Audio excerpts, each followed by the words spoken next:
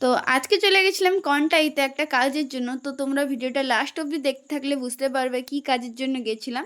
তো দিদি আর অলোকদার একটা ড্রিম ছিল, অনেক দিনের ড্রিম। তো সেই ড্রিমটাই আশা করি পূরণ হতে চলেছে।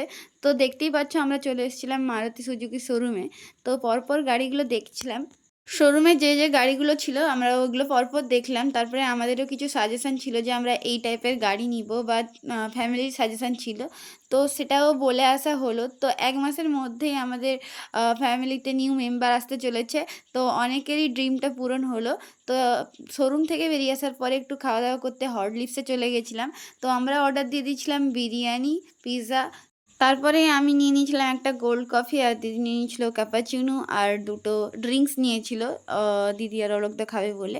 খুব তাড়াতাড়ি স্পেশাল ভিডিও আসতে চলেছে, তাই জন্য সবাইকেই বলবো একটু ভিডিওটা লাইক করে দিও আর সাবস্ক্রাইব করে দিও।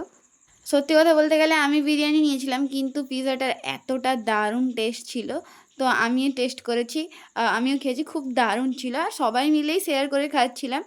তো আমি আরেকবার বলবো সবাইকে প্লিজ একটু সাপোর্ট করো, একটু সাবস্ক্রাইব করে দিও, আর ভিডিওগুলো ভালো লাগলে শেয়ার করে দিও আর একটু লাইক করে দিও। তো দেখা হচ্ছে নেক্সট ভিডিওতে। আজকের জন্য বাই।